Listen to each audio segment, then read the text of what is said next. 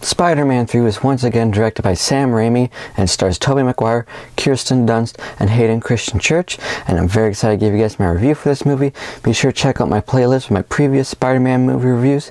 As well, be sure to leave a comment what you thought about this movie, and be sure to like this video and subscribe to my channel. Now let's get into this review. In this movie, a strange black entity from another world bonds with Peter Parker and causes inner turmoil as he contends with new villains, temptations, and revenge. So I have a lot of nostalgia for this movie. This was probably the Spider-Man movie I watched the most when I was younger. I can remember watching it so many times. And I know this is also the one a lot of people don't like. I find more and more people starting to like this movie, but it's still very split. A lot of people hate this movie, so whenever I come back to rewatch, I keep wondering, am I still going to like it? Because I liked it a lot when I was a kid, and just watched it again. I had watched it a couple years ago when No Way Home came out. That was the last time I watched it, and I enjoyed it, but I had problems. But I watched it again, and I'm still like, am I still going to enjoy it? And I would say this movie is definitely the weakest of the trilogy. I definitely have issues with it, but I'd be lying if I said I didn't enjoy this movie still. I think it's fun. A lot of the stuff they did in this movie, I thought worked, and for me, I was sort of feeling like the highs of this movie could reach the highs of the previous two movies. This movie just has more lows, and the lows in this one are lower than any of the lows from the previous two movies as well. But overall, I enjoyed it. I enjoyed a lot of the stuff they did in this, like the stuff with Peter Parker and the symbiote. I actually enjoyed a lot of that. Just the way it sort of took over him. He started to seek revenge against Sandman. That whole sequence where he's fighting Sandman with the trains going by them. I love that sequence. I thought it was great. I love the look of the symbiote suit. And that whole stuff I thought was really good. Just, yeah, that inner turmoil that Peter Parker was going through, I really enjoyed that. I liked how it was affecting his relationships. Even some of the goofier stuff, like where he's dancing down the street, that never bothered me because, like, a lot of people say they don't like it because it's like cringy and stuff, but I always thought it was meant to be. Like looking at the people on the street who see him, sort of their reactions to it, it's like it's sort of meant to be cringy because Peter Parker's a nerdy guy. He doesn't really know how to be cool, I guess, so this is him trying to be cool. So it never really bothered me. I thought it was kind of funny, like it's supposed to be funny, but that's just me.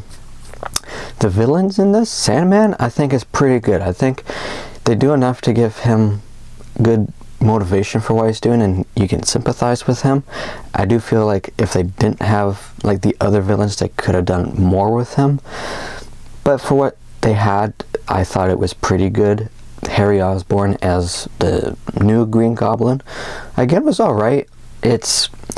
One of the issues I do have with this movie is you could see them trying to juggle these three villains, where you have Harry at the start as a villain, then he has like amnesia, and then they sort of cut more into Sandman, and then they have that fight underground by the trains where you sort of think he's dead temporarily, I guess, and then they bring in more Venom. So you could see they were having a difficult time balancing the three. So that was a bit of an issue I had. But still, the stuff with Harry where he has amnesia, I'm like, oh, it's fine. It's kind of nice seeing him and Peter actually being friends again. But yeah, it doesn't bother me as much as a lot of people. But I can still see it's like, okay, I could see them struggling to balance these three villains. Venom, again, it didn't bother me as much as a lot of people because, like, I didn't read the comics when I saw this, so I didn't really have an idea of what Venom was supposed to be like. I kind of wish there was actually more of, like, the actual Venom, like with Eddie Brock. I like the design of Venom, and I kind of wish they had more of the actual Venom face rather than it pulling back to show Eddie Brock. But that's a minor nitpick. But I thought in the final act he was used pretty well. And the stuff at the start of this movie where Peter Parker's ego's kind of inflated and he's sort of more thinking just about himself. I can understand why they were taking the character that way, and I can understand why he would be like that at this point of his life. And I thought for the most part it worked. There were a couple moments where, like, I think they went too far with it. Like when he kissed Gwen Stacy as Spider-Man in front of Mary Jane, and that, like, yeah, I can understand why that was not such a good idea. I think they took a bit too far there, and there were a couple moments where it's like, how can this guy not see that he needs to like pay more attention to MJ. So there were a couple moments like I think they went a bit too far, where it's like a little unbelievable, but for the most part it's like, okay, I think it works for where they have the character and where they're going to take him through this movie. And like I said, then they get into the symbiote, and I actually thought a lot of that like second act, middle portion of this movie was really good with the symbiote, him becoming more like darker, vengeful, stuff like that I thought was quite good. And the scene where he like rips off the symbiote suit, I thought that was a fantastic scene. Really enjoyed that. All the action in this I really enjoyed. There are a couple moments where the CGI is not great. It's sort of when it's the CGI without any mask, so you actually see his face. That doesn't work as well for me. If they had the mask on, I think it would have been okay, but it's when you could actually see his face and it was CGI, didn't really work too much. There was a scene like that at the start and in the final act. It didn't really work for me, but the action overall was really good. I really liked the final climax of this movie where Peter and Harry are fighting side by side. I honestly love that. I love the fight with Venom and Sandman. Really good. I really enjoyed that. It sort of helped this movie sort of end on a higher note. So yeah, overall, rewatching this, I still really enjoyed this movie. I actually enjoyed it more this time than the last time I watched it. Like I said, I do have some issues with it. Like you could see them struggling to balance these three villains. I guess it wasn't totally satisfying with Harry's arc because he wasn't really the main villain, and for a lot of it he wasn't. And there's that goofy thing with him, you know, after he and Peter talk at the cafe, when Peter looks back, he's smiling at him. Truck goes in front of Peter and then Harry's gone. That was kind of too goofy, like he does not have the powers to do stuff like that. That was goofy. But yeah, so I think that for the most part worked, but wasn't as satisfying as it could have been. Same with Sandman.